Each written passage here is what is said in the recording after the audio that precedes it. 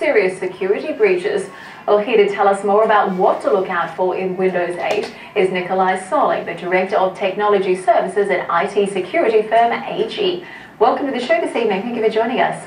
Thank you very much for seeing me. Thank you. So I'm going to begin by obviously speaking to you about Windows 8. Why is it such a departure for users, and why is it that we are seeing so many security concerns? Well, one of the primary things with Windows 8 and what we really need to take away from it is that the Windows platform and the Windows user experience have been pretty much unchanged since it was introduced with Windows 95 back in the mid-90s. And actually what we're seeing now, or what we've seen, is a small evolution in how users would experience the operating system. But with Windows 8, it's a complete revolution in the sense that the whole format of how a user interacts with the computer is completely different now.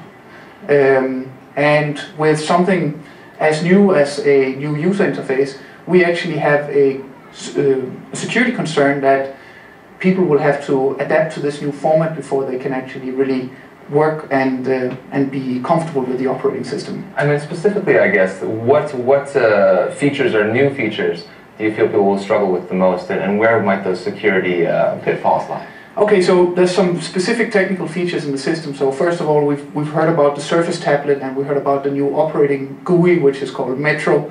And one of the things that's built into that is that because we have this tablet format, or very big screen format, one of the things that's missing, for instance, in the user experience is the actual address bar in the browser. And one of the security concerns in that is that people will actually not know which kind of websites that they communicate with. So from a phishing concern, that's a big issue. So phishing being that you're communicating with a website which is not really the website that you're thinking you're communicating with. So that's one of the things.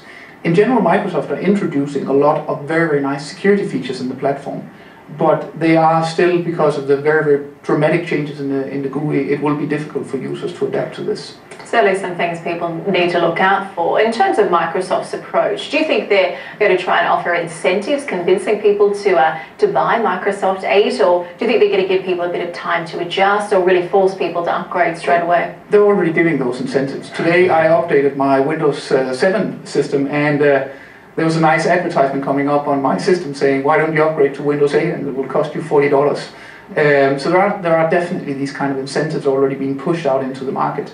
We'll also see all new PCs being launched with Windows 8, so we're not going to see Windows 7 PCs anymore.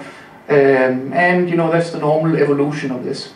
If you still have a Windows 7 PC, don't worry, right? You're still going to be supported for a very long time, and you're still going to get security updates. But in general, we will see a push from Microsoft sides to encourage people to use Windows 8. I mean, I guess the question is, you were talking about people still using Windows 7. I think here we're looking at 40% of companies, in many cases, still use Windows XP.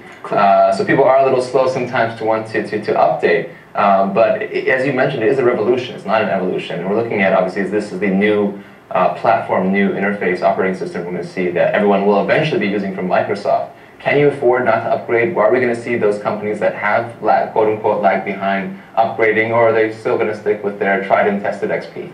So we work in HelpAG, we work very closely with a lot of our corporate customers, and one of the reasons why they've actually held off from upgrading to Windows 7 and will probably also hold off from upgrading to Windows 8 for a very long time is that from a, let's say, business perspective, there's not the big incentive to upgrade.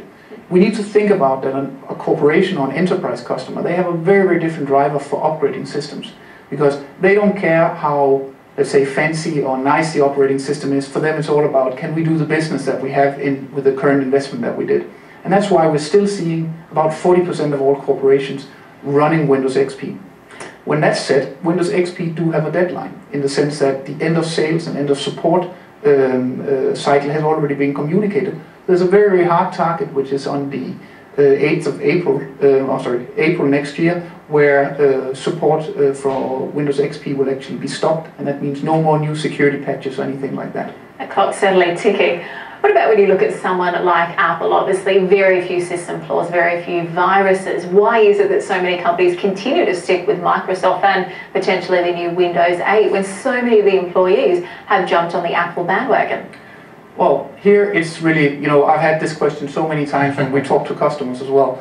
And First of all, you need to think about that Windows 8 is really, or Windows, not Windows 8, but Windows in general is very, very tightly embedded into the DNA of how we do business today. And Apple has always been more of a consumer platform. When that's said, we do see much more Apple devices out there. The concern about Apple being, or the comment about Apple being a more secure operating system is not necessarily true. In the sense that the reason why Apple have been historically less hit by viruses and malware and these kind of things is simply because the penetration or the market penetration of Apple devices is much, much lower than what we have seen in Microsoft, with Microsoft systems. Still today, we're probably looking at, out of all of the computers that's being sold in the world, which is about 100 million per quarter, about 90% of those are sold with Microsoft operating systems on them. And I guess then, maybe both speaking for yourself and in general, when do you expect everyone to make that upgrade to Windows 8? Is that something just a matter of time? Is it something where we're going to see a lot of resistance, you think, because of such a change? Have you upgraded yourself for $40?